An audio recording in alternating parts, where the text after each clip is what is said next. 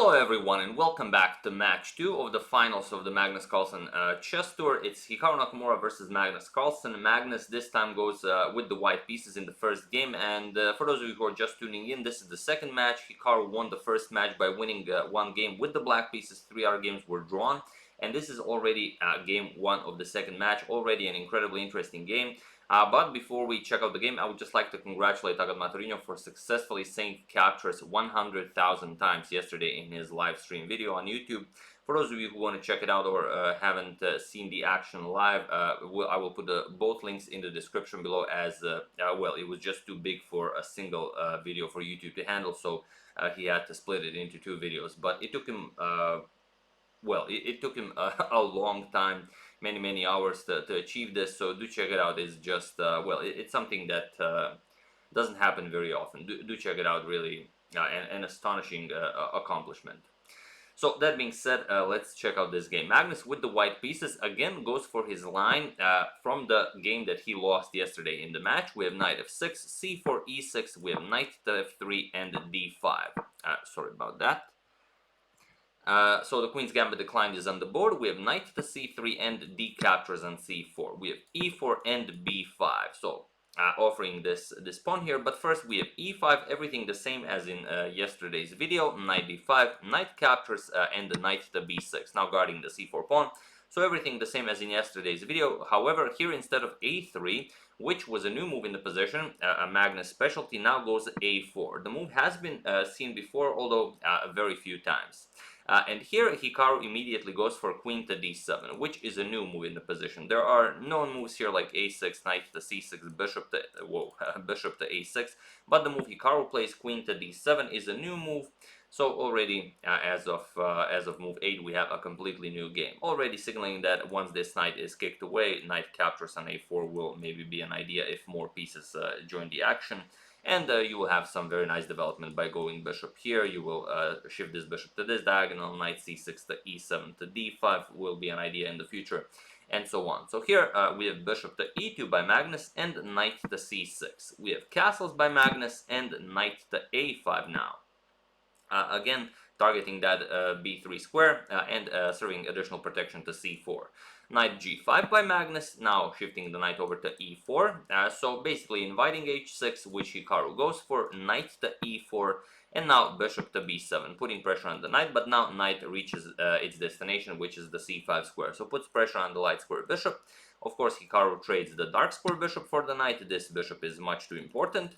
D captures on c5, attacking the knight, and now knight to d5. And here, rook to a3. Similar to the previous game where Magnus made a rook lift with the other rook, but now this rook is also free to roam the third rank. You can go rook f3, rook g3 if needed. Again, go for the g7 pawn.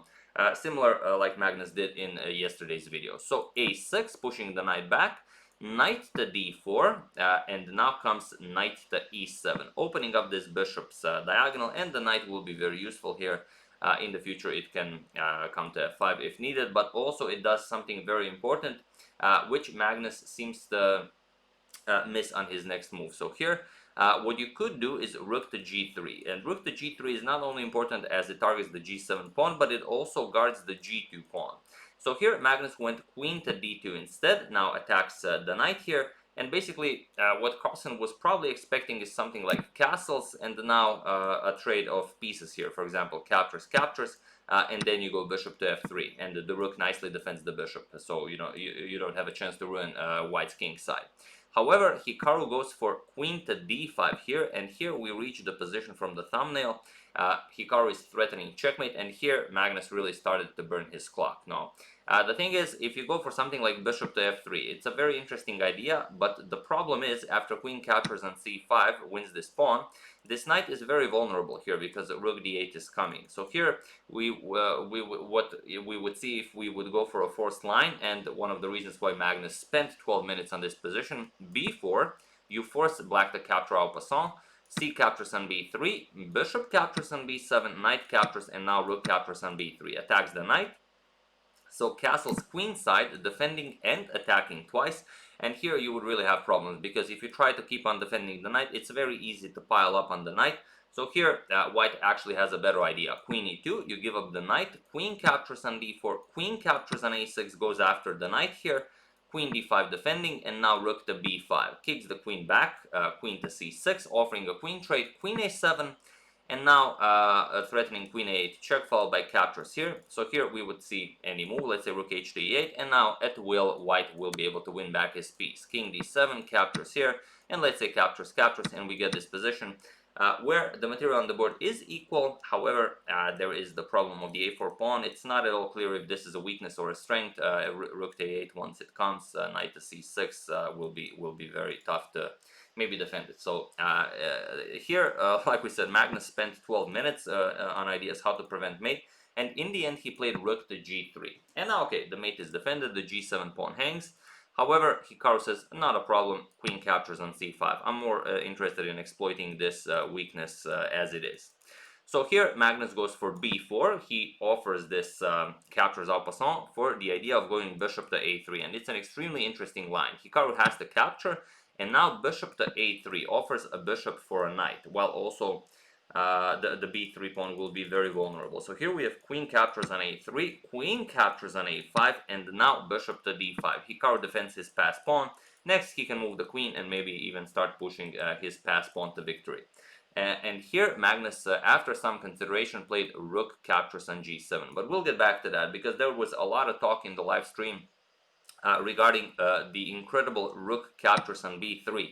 No doubt a move of a magician, because, well, it just offers up a rook. The problem is, after bishop captures on b3, you get knight to b5. The queen is under attack. Of course, if you capture, this guy gets eliminated with check.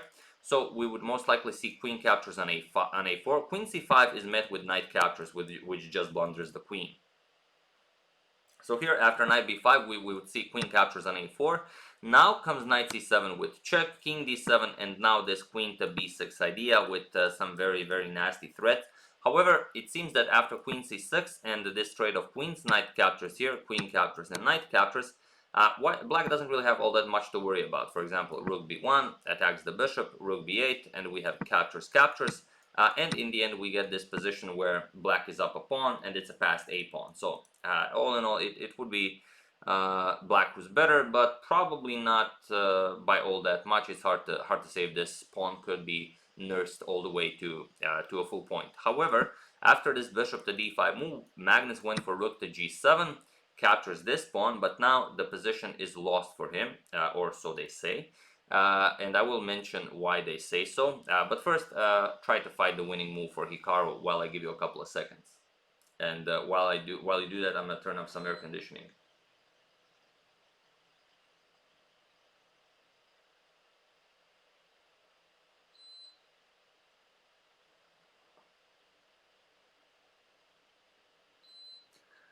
So for those of you who were able to do it, congratulations. And for those of you who just want to enjoy the show, it's c5. And c5 is an incredibly powerful move because, well, for one, it threatens the, well, not just threatens to capture the knight, but also if the knight moves, you can easily get a connected pass pawn here.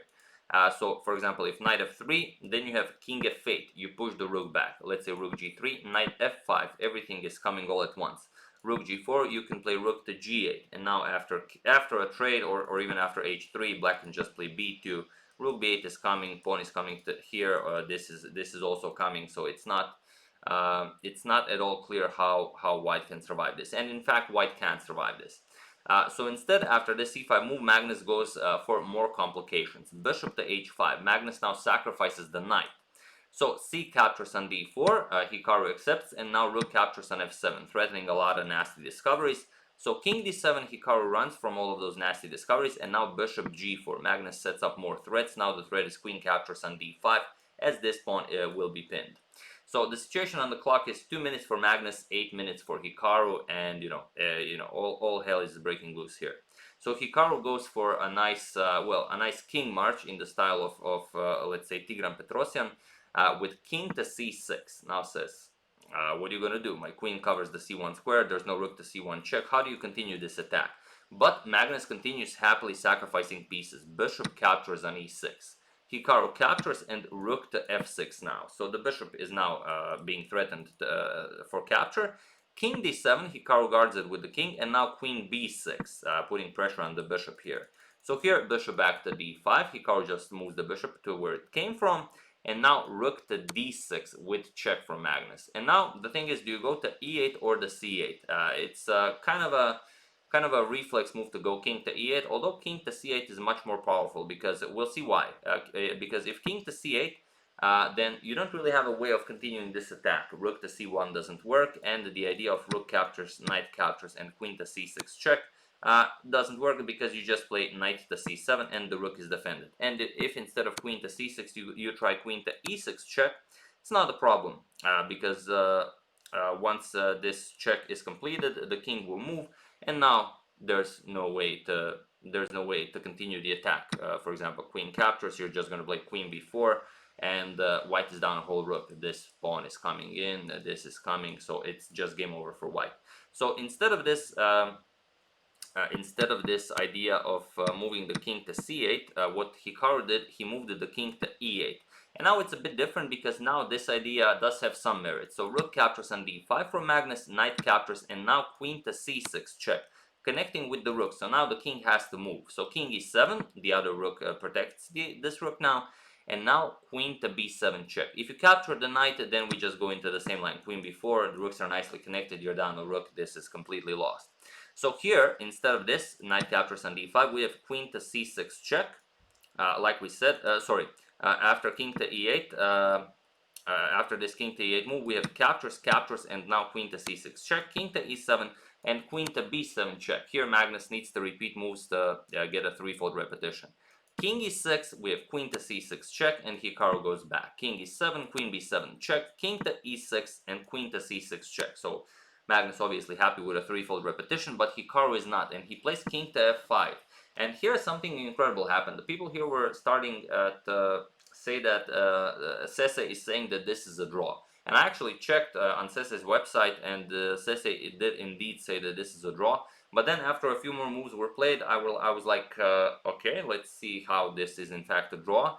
I couldn't figure it out, and the engines don't really give any idea as to why this is a draw. So if any of you were following Sese's analysis, or if you have access to some incredibly powerful engine, do break this down for us so we can all, see why this is a draw. But here Magnus played queen captures on d5, and now queen back to e7 by Hikaru. So he's up a rook, he just needs to play something like rook c8, rook b8, push the pass pawn to victory, and that's it. However, e6 check by Magnus, king to g6, and now queen to e4 check. King to g7, now queen captures on d4 with check. We have king to g8, and now queen to g4 with check. We have queen to g7, and now comes queen to c4. So preparing some very nasty discoveries. We have b2, and now that this pawn has reached this far, f4 is coming. So f4, hopefully trying to get two connected pass pawns rolling.